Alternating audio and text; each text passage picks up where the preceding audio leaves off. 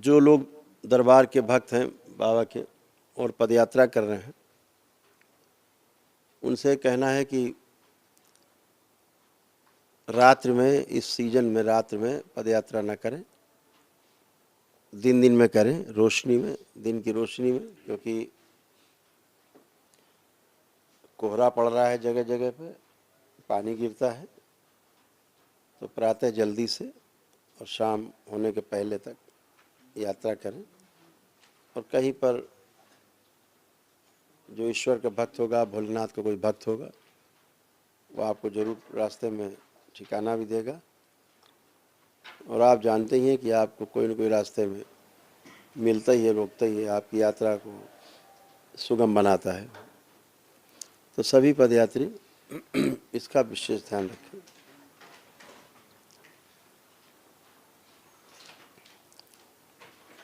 जनवरी के महीने में, अभी तो दिसंबर का कार्यक्रम है कि 15 दिसंबर से 22 दिसंबर बेंगलोर का कार्यक्रम है दरबार का। इसके पश्चात इसी दिसंबर में ही विदेशी भक्त हैं दरबार के, वो सभी बाबा के भक्त हैं, उनमें शिष्य भी बाबा के कुछ हैं, वो सब आ रहे हैं, वो सब रहेंगे। कुछ लोग यहाँ रह करके और दीक्षा ग्रहण करके उसके बाद दीक्षा के लिए आ रहे हैं यूरोप से। तो उनके साथ हम लोग कुछ कार्यक्रम चलाएंगे। दूसरा, जब जनवरी आएगी तो जनवरी में 25, 26, 27 जनवरी को काशी में एक महासम्मेलन है अपना, सभी भक्तों का, पूर्णिमा पड़ रही है उसमें। तो 25, 26 और 27 जनवरी, 25 जनवरी, 26 जनवरी, 27 जनवरी वहाँ पर सम्मेलन है। वहाँ दीक्षा का कार्यक्रम भी होगा और 3 दिवसीय सम्मेलन भी होगा, जिसमें हम सभी उत्सव मनाएंगे। बाबा के भक्त सभी वहाँ इकट्ठे होंगे, अपनी हाजिरी लगाएंगे, हाजिरी लगा करके बाबा के दरबार में पुण्य अर्जित करेंगे। ये जनवरी का कार्यक्रम हो जाएगा। फरवरी में परम पूजनीय बाबा जी का जन्म दिवस है, 14 फरवरी। तो हम लोग बहुत उत्साह से, बहुत उमंग से इसको मनाएंगे। फरवरी में बाबा जी का जन्मदिन मनाएंगे। और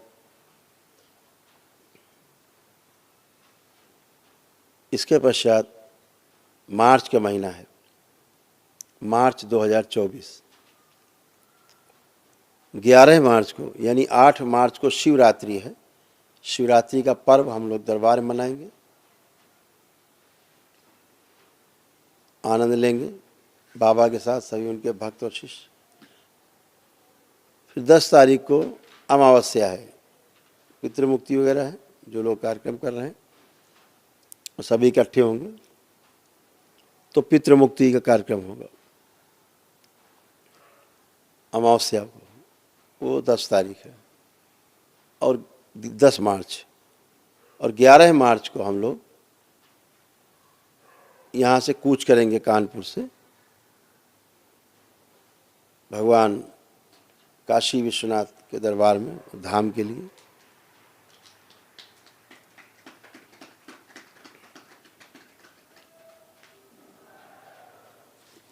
ये सब दिखाते हैं यूट्यूब पे, चल रहा पीछे बाहर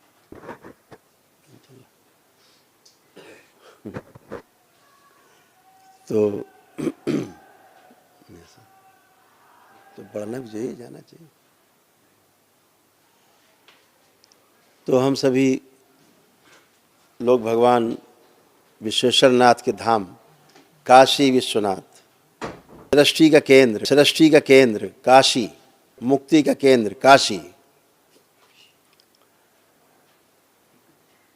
के लिए प्रस्थान करेंगे 11 मार्च को कानपुर से। मैं स्वयं इस यात्रा में आपके साथ रहूँगा, आपके साथ चलूँगा। और यह यात्रा कुल 13 दिनों की यात्रा होगी। 13 दिन में हम लोग कानपुर से भगवान विश्वनाथ के दरबार में पहुंचेंगे।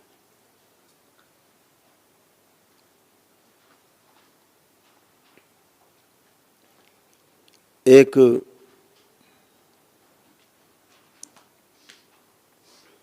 यात्रा के दौरान एक विशालकाय नंदी भी हमारे साथ होंगे।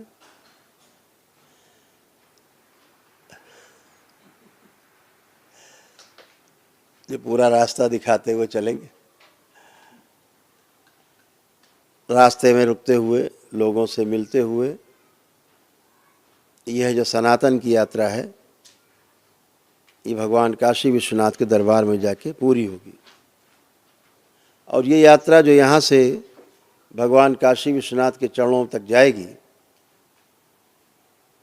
दसियों हजार भक्त बाबा का शिष्य सब इसमें जुड़ के जाएंगे, सब लोग जाएंगे, बच्चे, महिलाएं, पुरुष सब जाएंगे। और बाबा के चरणों में और वहाँ पर जो शक्तिपीठ है वहाँ जाके हाजिरी लगाएंगे।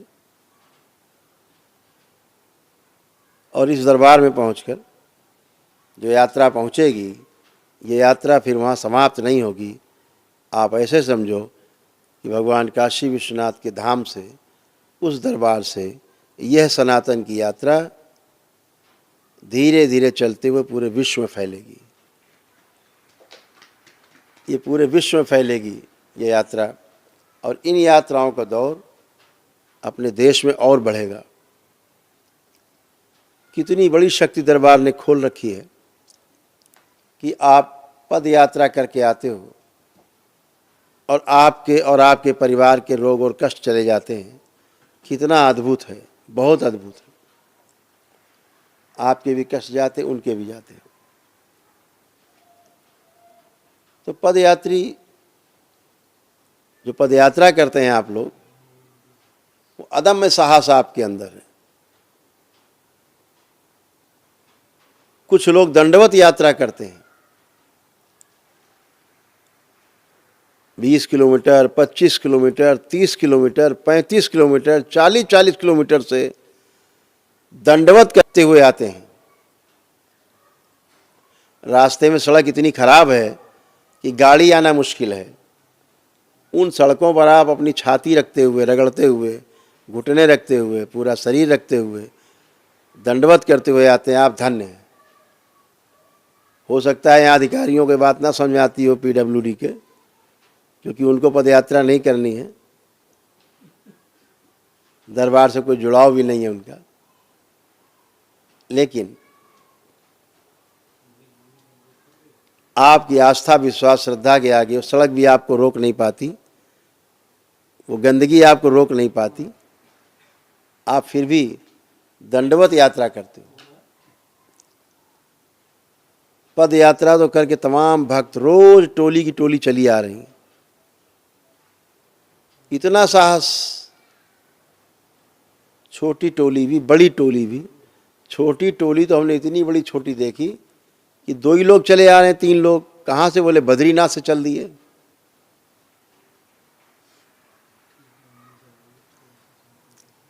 अब बद्रीनाथ धाम से पैदल चल के आना यहाँ कानपुर तक, करौली सरकार, करौली शंकर महादेव धाम तक, एक बहुत बड़ी प्रक्रिया का हिस्सा है, बहुत बड़े साहस का काम है। इसीलिए दरबार ने तमाम आपको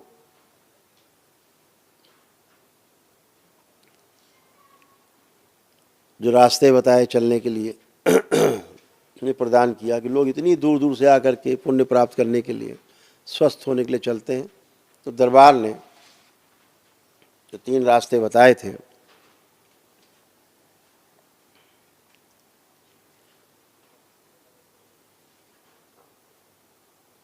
पहला कि भगवान काशी विश्वनाथ धाम से जो पदयात्रा करके आते हैं लोग, वो 1 जनवरी से सक्रिय रहेगा। अभी तो जहाँ जहाँ से आ रहे हैं कोई बात नहीं, लेकिन 1 जनवरी से बाकी और अपनी जगह और कहीं से यात्रा करें, अलग बात है।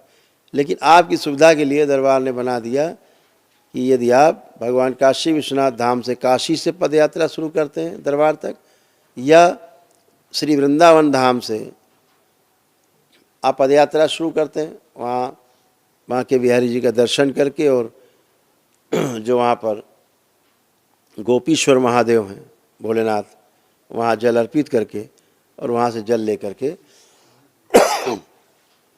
करौली शंकर महादेव धाम की ओर चलते हैं। तो आप तमाम पितरों की मुक्ति भी होती है स्वतः ही यहाँ पहुँच के, स्वतः ही होती है, और तमाम उनसे जुड़े रहते कष्ट जो आप में बने रहते वो सब चले जाते हैं, आते ही आपके चले जाते हैं। अद्भुत है। और भगवान रामलला के दर्शन करके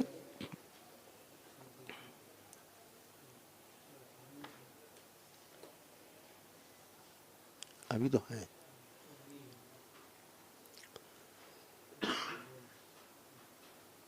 तीसरा, अयोध्या जी से पदयात्रा करके आप आते हैं तो भी आपको 9 हवन के पुण्य प्राप्त होते हैं। इसी कड़ी में 1 जनवरी से और जोड़ सकते हैं कि जो प्रयागराज से पदयात्रा शुरू करेंगे करौली शंकर धाम के लिए, उनको भी 9 हवन का पुण्य और 1 दिवसीय और 1 आरोग्य हवन का पुण्य प्राप्त होता है। उनके भी तमाम पितरों की मुक्ति होती है और कष्ट जाते हैं। ये प्रयागराज को भी और आज जोड़ दिया गया है। ये यात्रा भी आप कर सकते हैं। और दंडवत यात्रा जो लोग कर रहे हैं उनके लिए आज से ही बना देते हैं कि कानपुर से दंडवत यात्रा जो लोग करते हैं उनके लिए यहाँ परमठ पर एक स्थान है, कानपुर में कचहरी के पास, परमठ बोलते हैं उसको, बाबा आनंदेश्वर हैं। वहाँ से करौली शंकर धाम की यात्रा, सिद्धनाथ धाम है, सिद्धनाथेश्वर बाबा हैं, सिद्धनाथ धाम जाजमऊ, वहाँ से दोनों की दूरी लगभग करौली शंकर महादेव धाम तक आने के लिए लगभग बराबर, तो यहाँ से कर सकते हैं। कानपुर में एक मंदिर है, जेके टेम्पल के नाम से जाना जाता है, जेके मंदिर के नाम से जाना जाता है, जहाँ पर श्री राधा कृष्ण जी का जो विग्रह है बांके बिहारी का वहाँ पर है। वहाँ से भी आप दंडवत यात्रा कर सकते हैं। कमला टावर में द्वारकाधीश मंदिर है, वहाँ से आप पदयात्रा दंडवत यात्रा कर सकते हैं। और पनकी में हनुमान मंदिर है, वहाँ से भी आप दंडवत यात्रा कर सकते हैं। ये दंडवत यात्रा आप करके आते हैं तो आपको दरबार से 1 दिवसीय अनुष्ठान के पुण्य प्राप्त होते हैं, पितृ मुक्ति होती है, तमाम रोग कष्ट अपने आप ही जाते हैं आपके। ये दरबार की शक्ति है जो आप सबके साथ होता है। और आप, मैं नहीं कहता है, सब आप स्वयं ही बताते हैं कि हम कष्टों से मुक्त हुए। ध्यान से अपने में रखेंगे, आप कर पाएंगे। तो जो ये दंडवत यात्रा करके आते हैं इनको 1 दिवसीय अनुष्ठान के पुण्य प्राप्त होते हैं।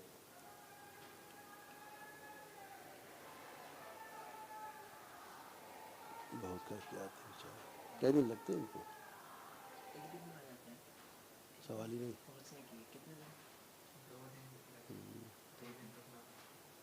बहुत कष्टकारी है। तो ये कार्यक्रम जो आपको बताए हैं, तो सभी लोग उसी के अनुसार तैयारी करेंगे। हम सभी अगले महासम्मेलन की तैयारी कर रहे हैं जो 25, 26, 27 जनवरी को काशी विश्वनाथ धाम में। वहीं हम लोग 3 दिन निवास करेंगे, 2 दिन निवास करेंगे, तीसरे दिन वहाँ से प्रस्थान करेंगे समापन करके। तो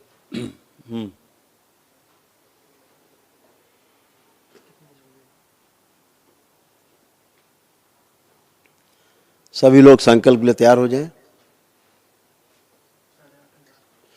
करीब 8,500 परिवार जुड़ चुके हैं। ज़्यादा जुड़ गए बात करते करते। 7,000 कहा था तो 8,500 परिवार हो गए। तो चलिए सभी लोग संकल्प शुरू करते हैं सबसे पहले वह लोग संकल्प करेंगे जिन्होंने दरबार की सारी प्रक्रिया कर ली है, कोई प्रक्रिया शेष नहीं है। इसमें चाहे पदयात्री रहे हों, उन्होंने एक दिवसीय हवन का पुण्य पाया हो, वह भी कर सकते हैं। चाहे 9 हवन का पुण्य पाया है पदयात्रियों ने, वो भी कर सकते हैं। जिन्होंने एक दिवसीय अनुष्ठान किए हैं, दरबार में स्वयं अनुष्ठान किए हैं, वो भी करें। जो 9 हवन करके प्रक्रिया की जिन्होंने, वह भी संकल्प कर सकते हैं पूरी कर लिया हो प्रक्रिया। और इस संकल्प को वह लोग भी करेंगे जो बाबा के जो भक्त से शिष्य बन चुके हैं। एक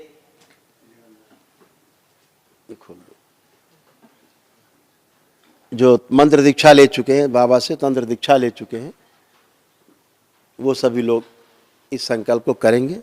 संकल्प पश्चात 1 गिलास जल, उसमें 2 लौंग और 2 चम्मच चीनी डाल के रख लेंगे। एक व्यक्ति के लिए है ये। संकल्प के अंत में 6 बार सीधा और 7वां चक्कर उल्टा घुमा के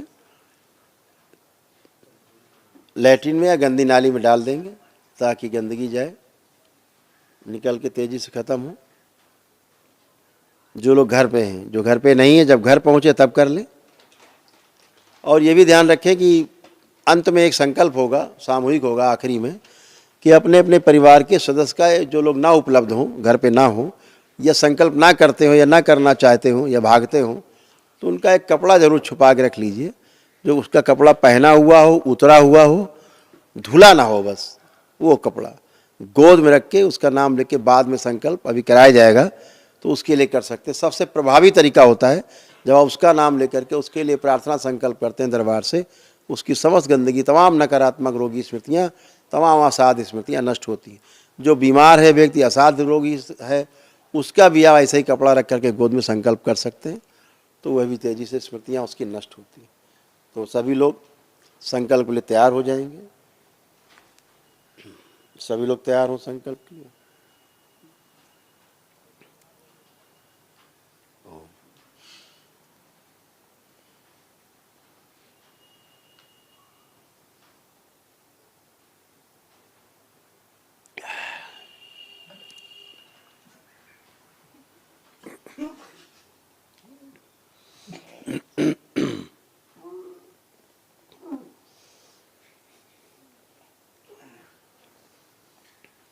ओम।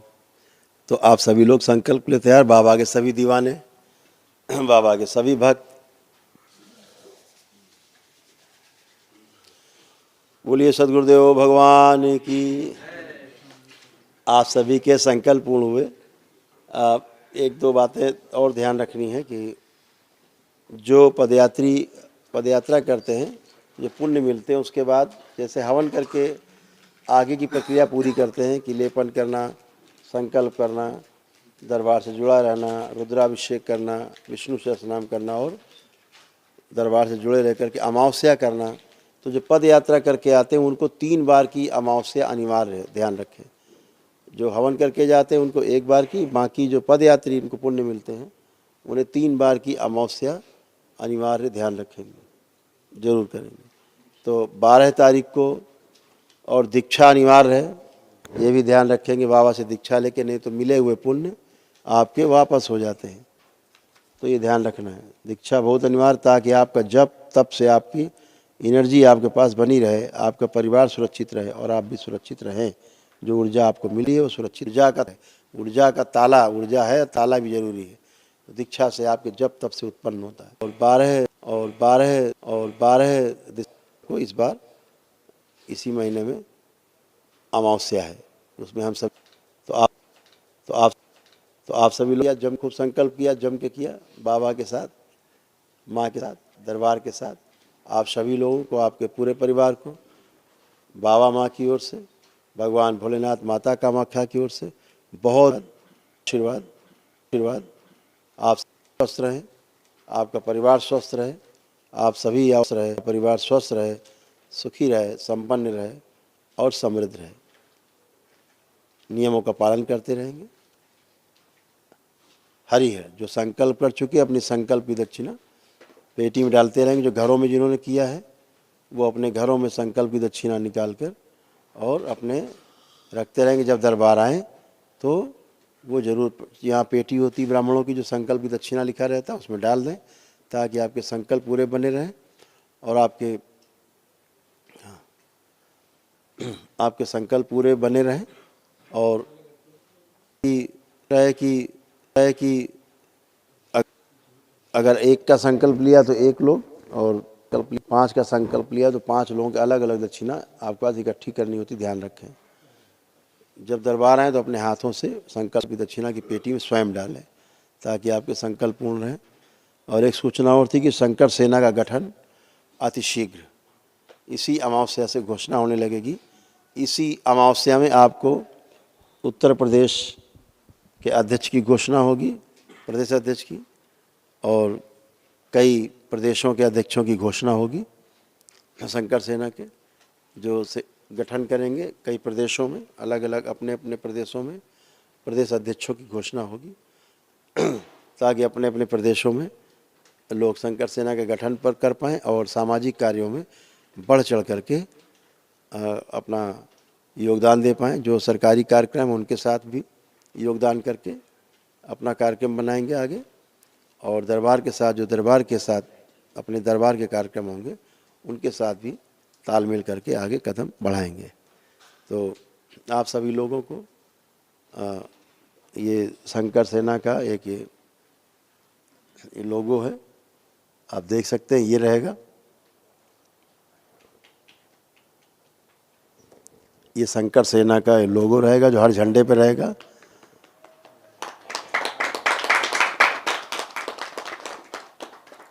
और इस शंकर सेना का जो लोगो है झंडे पे रहने के साथ साथ इस झंडे का जो रंग होगा, जो इस झंडे का रंग होगा बनेगा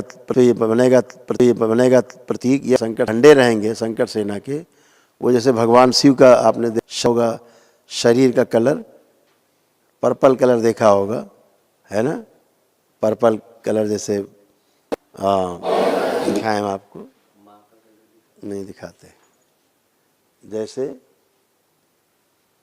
ये कलर है ना, ये पर्पल कलर है, ये वाला जहाँ मेरी उंगली है ये पर्पल कलर है, ये कलर रहेगा भोलेनाथ के शरीर का कलर यही रहेगा, और इसके ऊपर ये निशान और एक शिवलिंग का प्रतीक इतना रहेगा, ये झंडा निशान रहेगा। ये साथ चलेंगे, आपकी पदयात्रा में भी साथ चलेंगे, आपके हर कार्यक्रम में, पूरे देश में होने वाले कार्यक्रम में आपकी सुरक्षा व्यवस्था करना, आपको स्टेशन से लाना, वहाँ तक पहुँचाने की सूचना देना, सभी कार्यक्रमों में जहाँ आपको सुविधा की आवश्यकता है ये दरबार के लोग एक तरह वॉलंटियर बन के ये करेंगे। और जो सनातन प्रहरी हैं वो सब आज से शंकर सेना के रूप में जाने जाएंगे, सभी सनातन प्रहरी हों तो कोई हो। तो हरिहर, बहुत बहुत सबको धन्यवाद। खुश रहें, प्रसन्न रहें, स्वस्थ रहें और मस्त रहें।